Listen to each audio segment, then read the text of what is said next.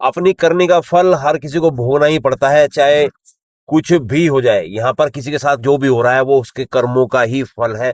अच्छा हो रहा है उसके अच्छे कर्म है, बुरा हो रहा है उसके बुरे कर्म है। एक महिला जिसका पति उसको हर रोज मारता पीटता, तो उससे तंग आकर वो अपने गुरु जी के पास गई। उसने कहा, हे गुरुदेव, मेरा पति मुझे रोज मारता पीटता है, मुझे समझ नहीं आ रहा ये मेरी कौन सी करने का फल है।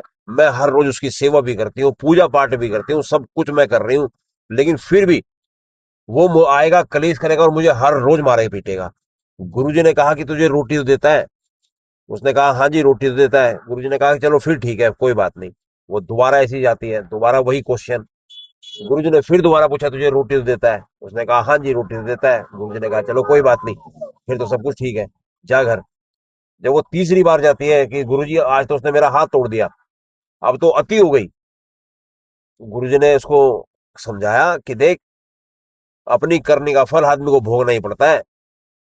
पिछले जन्म में वो तेरा सौतेला बेटा था और तूने इतना उसको प्रताड़ित किया, तू सुबह शाम हर टाइम उसको मारती थी और उसको खाना भी नहीं देती थी, रोटी भी नहीं देती थी। तू ये सोच शुक्र मना कि वो तुझे रोटी भी दे रहा है। तो ये तेरे ही कर्मों का फल है, किसी और का नहीं।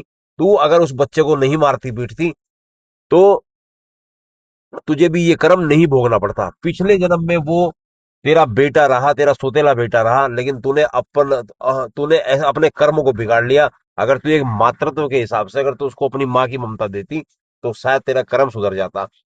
तो इसलिए कहानी का सार यह है, किसी के साथ बुरा मत करो, क्योंकि जो बीज हम बो रहे हैं वो ही कल अंकुर बन के फूटेंगे, वो ही हमें काटने पड़ेंगे। इसलिए आप सभी के साथ अच्छा व्यवहार रखो, अच्छे कर्म करो, जिससे आपका जीवन सुधरे।